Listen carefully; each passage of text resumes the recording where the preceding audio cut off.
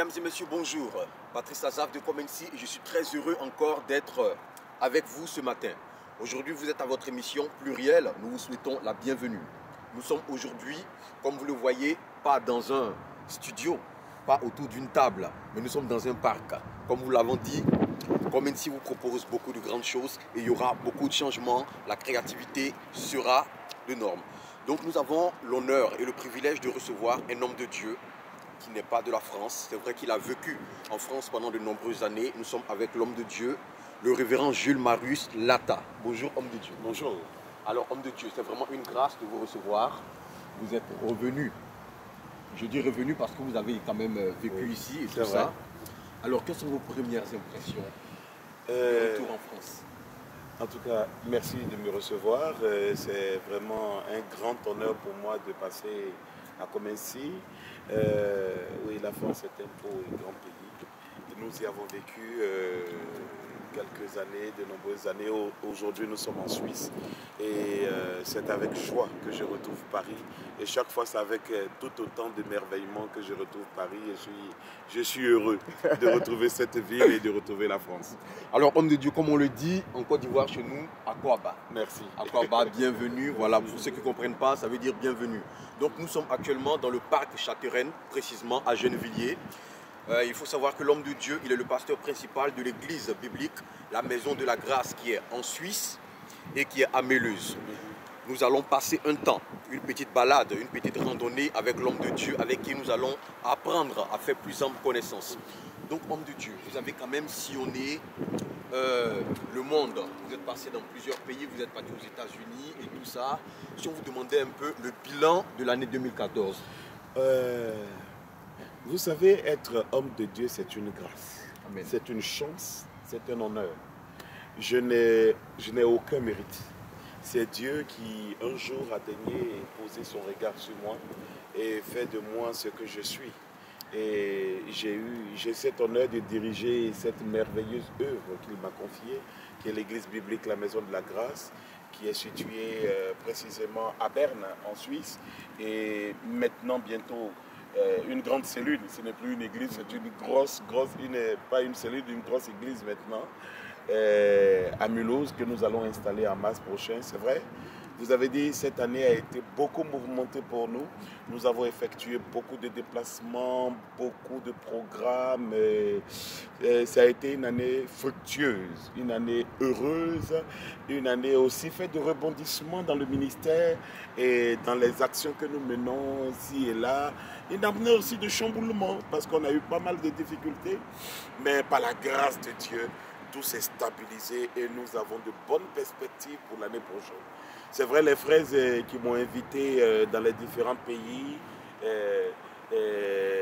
c'est vraiment un bonheur de redécouvrir certains pays que j'avais pas visités. Et nous sommes heureux d'y être revenus, ayant annoncé la parole de Dieu avec foi, avec espérance. Et nous espérons que le peuple de Dieu en tirerait bénéfice. Amen. Mais homme de Dieu, vous avez parlé tout à l'heure de chamboulement. On comprend par là qu'il y a eu quand même beaucoup de hauts et de bas et tout ça. Mais côté négatif, entre griffes, on va le dire comme ça, côté chamboulement, côté problème et tout ça, quel sera le bilan de l'homme de Dieu? Qu'est-ce que vous avez rencontré comme difficulté, comme persécution, comme montagne, comme on le dit dans le jargon chrétien? Vous savez, j'ai dit tout à l'heure que c'est une chance, c'est une grâce d'avoir Dieu pour Père. Et c'est une grâce d'être berger. Et quand vous êtes berger, vous êtes prise à pas mal de difficultés, que ce soit sur le plan humain, sur le plan logistique, sur le plan personnel, parce que cette année aussi, j'ai eu des attaques gratuites. Vous savez, je suis quelqu'un d'optimiste de nature. Et mon optimisme m'a poussé à souvent inviter des gens qui ont été des pieds d'achoppement dans mon ministère. Et des gens qui sont venus aussi dans le ministère qui ont été des pieds d'achoppement. Mais bon, moi je prends tout cela comme une expérience. Vous savez, on ne finit jamais d'apprendre. Ça fait 17 ans que je suis pasteur. On ne finit pas d'apprendre et chaque jour, je me bonifie davantage. J'essaie de contrôler et de maîtriser mon caractère, mon comportement et de plus en plus, plus, je me rends compte que j'ai plus la foi. Parce qu'à chaque grande épreuve que j'ai vécue, disons cette année, après est venu des moments de gloire, des moments où nous avons vécu des choses exceptionnelles. Et c'est ces moments-là que je retiens. Pas les moments négatifs parce que nous sommes des hommes. Et en théologie, nous disons qu'une église a trois dimensions. Il y a le départ, donc la phase de curiosité, où tout le monde est curieux de savoir la nouvelle idée, la nouvelle église, la nouvelle vision. Et il y a du monde, il y a l'engouement. Alors ça monte vers la phase de la croissance. Et quand on arrive au pic de la croissance, il y a la descente. C'est lorsqu'on s'est amorti la descente qu'on peut repartir. Et nous pensons que nous sommes en train de repartir par la grâce de Dieu. Et nous en sommes non seulement heureux, mais nous en sommes aussi fiers. Amen. Comme on le dit, la foi se forge dans les épreuves. Et certains vous appellent l'homme qui a la foi triomphante. D'autres disent la foi têtue. Et tout ça, est-ce que vous pouvez nous en parler un peu? Mais juste, on peut prendre juste un peu place, histoire d'entrer en profondeur. Parce que le Seigneur disait, il dit dans sa parole, quand le Fils de l'homme reviendra sur terre, trouvera-t-il la foi? Et vous, vous êtes une personne qui est pour beaucoup un modèle de foi. D'où vous tirez cette foi-là? On a l'impression qu'en face de vous, il n'y a pas de barrière, ça n'existe pas, les murs et tout cela. D'où est-ce que le révérend Lata tire cette source de foi-là? Nous sommes des hommes d'église, nous ne pouvons tirer notre foi que de Dieu.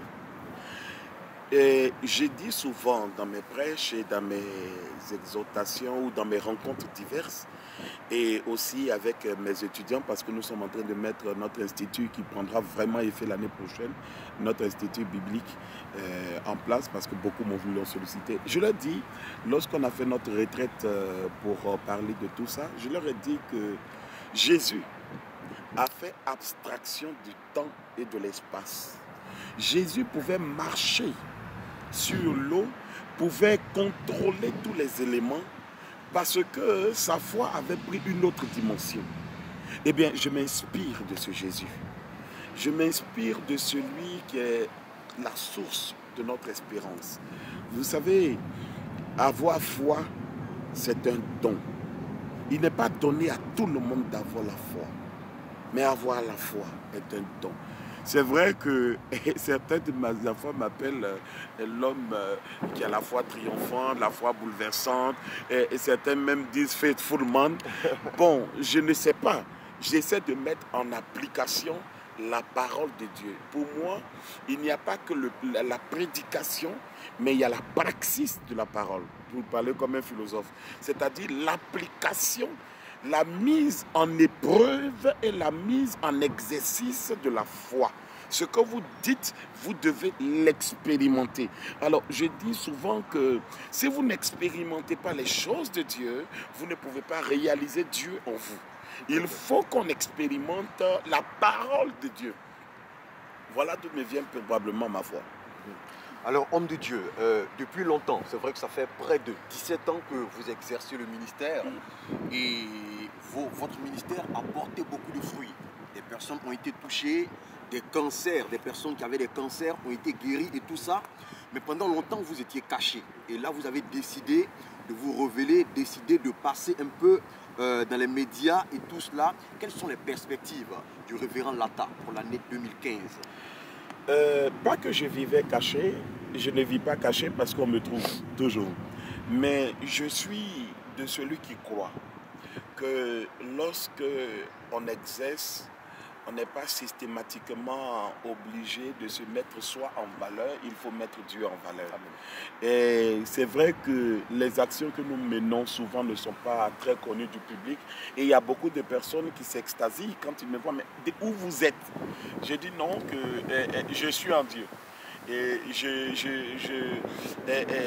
maintenant, j'ai même peur de cette sortie parce que, vous savez, la popularité crée le désordre. Et je déteste le désordre, je suis quelqu'un d'assez discipliné. Et donc, nous avons vraiment beaucoup, pour l'année prochaine, nous avons beaucoup de projets. Et l'occasion m'est donnée aussi de saluer tous ceux qui ont vécu des moments difficiles cette année. Ils peuvent espérer Dieu est quand même vivant, Dieu existe, il y a Dieu. L'année prochaine sera une merveilleuse année et nous aurons beaucoup d'activités au niveau de nos deux assemblées. Beaucoup d'activités. Nous avons par exemple en février, nous avons notre convention annuelle et ça sera la première depuis que nous exerçons en Suisse. Ça sera la première fois que nous ferons notre convention. Donc ça sera un moment de bilan. Et nous aurons cette grâce et cet honneur de recevoir l'archevêque Guy Vincent Kodja, qui nous viendra de Côte d'Ivoire, et pas mal d'hommes de Dieu qui seront à cette convention. Ça sera sur 4 jours, du 5 au 8 février. Et chaque mois, tous les premiers week-ends du mois, nous organiserons notre retraite spirituelle où tout le monde est invité, c'est gratuit. C'est 4 jours dans la présence de Dieu, en prière, dans la foi, dans la perspective des choses à venir. Et puis en juin, nous organiserons ce que nous avons appelé la conférence internationale de miracles et de délivrance, qui sera animée par le bishop Boué Emmanuel, qui viendra des États-Unis, et pas mal de grands événements que nous avons à organiser, par exemple la conférence des femmes, la convention des femmes qui se tiendra en septembre. Il y aura des concerts que nous allons organiser et nous avons beaucoup de personnes qui nous contactent pour voir comment travailler ensemble. Et l'année prochaine sera une année riche en événements spirituels et en événements de foi. Amen. Comme vous le disiez, homme de Dieu, il y a beaucoup de personnes qui se posent la question, mais vous êtes où? Il est clair que des personnes vous cherchent et des personnes n'arrivent pas à mettre la main sur vous. Juste une anecdote, j'ai des enfants à Paris. Et hier, quand je suis arrivé, hier au soir, j'ai appelé une dont j'avais le numéro depuis longtemps. Et comme je suis en Suisse et que les gens n'ont pas systématiquement mon numéro, je l'appelle. Elle a commencé à pleurer. Elle dit, mais papa, ça fait 2 ans que je te cherche. Wow. Je lui ai dit, ma fille, je suis là. Je suis là, donc on se verra tout à l'heure. Et je suis à Mulhouse, à Berne. Et notre adresse, c'est Fabrique Strasse 12, 3012 à Berne. Et nous sommes aussi à Mulhouse. L'adresse, c'est 7 rue Flora à Mulhouse, 68 100 à Mulhouse. Donc je suis joignable et par mail. Et on a une équipe, un secrétariat qui s'occupe très bien de cela. Parce qu'en fait, j'ai posé la question, vu que certains se plaignent comme quoi vous bougez beaucoup. Lorsque certains vous invitent, vous partez. Notamment, vous étiez dernièrement aux États-Unis et tout ça. Mais certains se plaignent comme quoi vous marchez juste par affinité. Lorsque quelqu'un vous invite et qui ne fait pas partie de votre clique entre griffes, vous ne répondez pas à cette invitation. Qu'est-ce que vous direz à cette personne? J'ai eu ce genre d'invective. Les gens m'ont dit que je marche par affinité. Non, je ne marche pas par affinité. Ma première fonction, c'est d'être berger, être pasteur. Je ne sors pas pour sortir. J'ai une équipe. J'ai des servantes, des serviteurs de Dieu, des enfants de Dieu qui sont sous ma charge, sous ma responsabilité, dont je dois m'occuper journellement. Je ne voyage pas par plaisir. Si je voulais voyager par plaisir, je l'aurais fait. Mais ce n'est pas ma tasse de thé. Je ne marche pas par affinité. Je marche par l'Esprit de Dieu. Selon que l'invitation me parvient et que mon âme est convaincue que je dois aller, parce que le but est de ne pas voyager. Les gens pensent qu'on voyage pour voyager. Moi, ça ne m'intéresse pas trop. Tant que je ne suis pas convaincu que je puisse apporter quelque chose de positif, apporter un plus à un ministère, à un enfant de Dieu, je ne me donne pas la peine d'y aller. C'est que lorsque je suis convaincu au-dedans de moi, sinon je suis ouvert à toute invitation, je n'ai pas de restrictions particulières. Donc il n'y a pas de conditions en tant que telle, à part celle que demande la Bible, bien sûr. Je n'ai aucune condition. Je n'ai absolument aucune condition. D'ailleurs, et c'est ce qui surprend lorsqu'on m'invite, les gens me disent, ah mais révérend, qu'est-ce qu'il faut pour qu'on vous invite? Non, il n'y a aucune condition. Il faut juste la conviction du Seigneur. Quand je suis convaincu que je dois aller, d'ailleurs je ne demande même pas qu'on paye mon billet d'avion ou qu'on me loge, quoi que ce soit. J'ai pu me loger, j'ai pu, par la grâce de Dieu, m'occuper de moi-même. Maintenant c'est à votre bon vouloir. Sinon c'est lorsque je suis convaincu dans mon cœur que je me déplace. Alors homme de Dieu, là l'année 2014 s'achève et nous allons bientôt entamer l'année 2015. Est-ce que vous avez un message à l'endroit de tous les téléspectateurs de Comensi TV? Je voudrais déjà vous saluer Comensi pour le beau travail que vous faites. Je vous suis depuis longtemps et aujourd'hui, je le disais en préambule, c'est un honneur de passer sur cette chaîne que pour moi sera une très grande chaîne. C'est une chaîne avec laquelle il faut compter dans le milieu chrétien. Et tous les hommes de Dieu doivent pouvoir essayer de collaborer avec cette chaîne pour la faire grandir. Le message que j'aurai particulièrement pour le peuple de Dieu, il est simple. Nous devons vivre l'évangile avec excellence. D'ailleurs, c'est le thème de notre année. Nous sommes en route pour une vie d'excellence. Tant que nous ne mettons pas la rigueur dans la praxis de notre foi, tant que nous ne mettons pas le sérieux dans le travail que nous faisons, ce n'est pas notre travail. Jésus a dit, je suis venu faire l'œuvre de mon Père. Donc c'est Dieu qui nous mandate pour faire un travail. Faisons-le avec sérieux, avec foi, avec amour. Nous ne sommes indispensables à personne ni à Dieu. Jésus a dit, si vous n'adorez pas Dieu, je susciterai des pierres. N'est-ce pas? Dit la parole de Dieu. Je susciterai des pierres. Donc Dieu peut se servir de tout le monde. Nous devons mettre de l'excellence dans ce que nous faisons. Du sérieux, du respect et de l'amour. L'année qui vient, l'année 2015, sera une année merveilleuse et je le crois fermement. J'ai cette conviction de cœur de croire que cette année sera exceptionnelle pour chaque enfant de Dieu, pourvu qu'il ait la foi en Dieu. Une foi agissante, une foi qui pousse cet enfant à l'action. Une foi qui le pousse à s'élever et à élever Dieu dans sa vie. Ce n'est pas cette foi que nous voyons dans les rues de Paris et dans les grandes villes, cette foi où nous avons peur d'exprimer que nous avons un Dieu. Je voudrais dire à quelqu'un que nous avons un Dieu. Et notre Dieu est puissant, notre Dieu est grand. Tant que nous aurons la foi, Dieu agira en nous.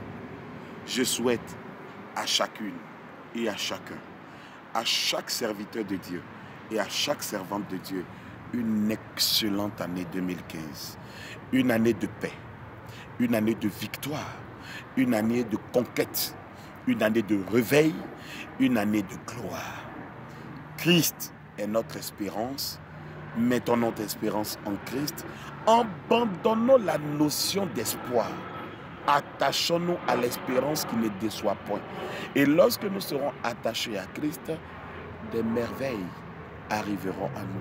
Ne courons pas vers, mais attendons que ce que nous voulons arrive à nous. Que la faveur et la grâce de Dieu soient sur chacun d'entre vous, au nom de Jésus. Amen. Alors, c'est sur ces quelques mots de l'homme de Dieu que nous allons terminer. En tout cas, merci homme de Dieu pour l'interview que vous nous avez accordée. Nous rappelons que vous êtes venu ici en mission, dans le cadre du ministère. Alors, amis téléspectateurs, votre émission plurielle, nous sommes à la fin. Nous étions avec l'homme de Dieu, le révérend pasteur Lata, qui est venu de la Suisse. Nous espérons que vous avez été bénis, vous avez entendu le message, vous avez reçu, vous avez été édifiés.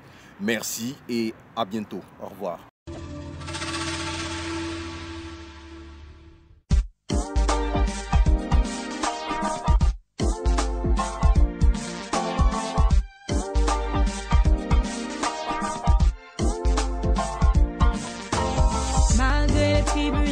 Dans notre pays et on n'a pas faibli.